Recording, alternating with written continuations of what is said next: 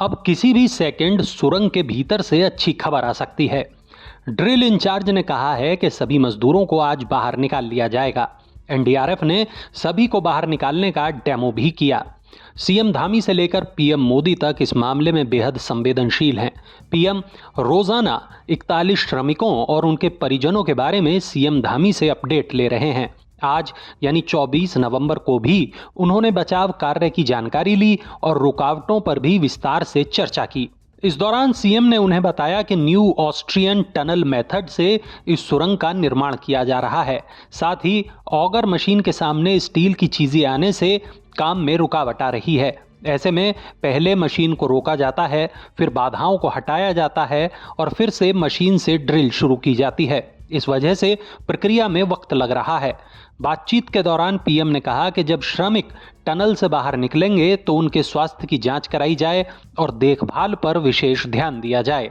PM ने इस बातचीत के दौरान टनल के भीतर फंसे श्रमिकों की स्थिति जानी। उन्होंने श्रमिकों को दी जाने वाली खाने की चीजों के बारे में और दैनिक इस्तेमाल में आने वाली चीजों के बारे में भी जानकारी ली। पीएम ने पूछा कि राहत और बचाव के लिए क्या कुछ किया जा रहा है। उन्होंने सीएम को कुछ जरूरी निर्देश भी दिए और कहा कि शासन स्तर पर किसी भी तरह की कोई कमी नहीं होनी चाहिए। पीएम ने जो एजेंसियां बचाव के मिशन में जुटी हैं उनके बारे में जाना और सभी के बीच कोऑर्डिनेशन और सहयोग की जरूरतों पर भी बात की। इसके अलावा उन्होंने श्रमिकों के परिजनों के बारे में भी जानकारी ली। सीएम ने यह भी बताया कि रेस्क्यू मिशन की देखरेख के लिए सीएम ने उत्तरकाशी में अस्थायी ऑफिस बना लिया है ताकि पूरे ऑपरेशन की मॉनिटरिंग सही से हो सके। सीएम ने बताया कि 6 इंच डायमीटर वाली एक पाइप के माध्यम से श्रमिकों को खाना, फल, ड्राई फ्रूट, दूध, जूस के अलावा डिस्पोजेबल प्लेट, ब्रश, तौलिया, छोटे कपड़े, टूथपेस्ट, साबुन आदि भी भेजा जा रहा है। इसी पाइपलाइन के माध्यम से श्रमिकों के साथ संवाद भी किया जा रहा है। इसी के जरिए श्रमिकों की बात उनके परिवार वालों से कराई जा रही है। सीएम ने कहा उन्होंने भी इसी के माध्यम से श्रमिकों का हालचाल लिया है।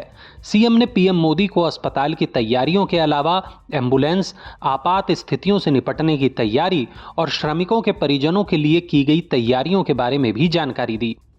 आपको बता दें कि उत्तराखंड के सीएम पुष्कर सिंह धामी के अलावा पीएम मोदी और गृह मंत्रालय भी इस घटना की मॉनिटरिंग कर रहे हैं।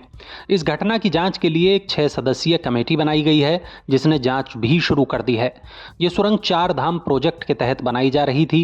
इसके बनने से उत्तरकाशी और यमुनोत्री के बीच 26 किलोमीटर की दूरी कम हो जाएगी। इस प्रोजेक्ट को सफल बनाने के लिए ही इस टनल के काम को किया जा रहा था, लेकिन 12 नवंबर को हादसा हो गया।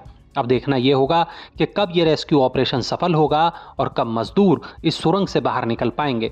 फिलहाल तो सरकारें कोशिश कर रही हैं और तमाम लोग इन कोशिशों का हिस्सा बने हुए हैं। आप इस पूरे मामले में क्या कहना चाहते हैं, कमेंट सेक्शन में ज़रूर बताइएगा।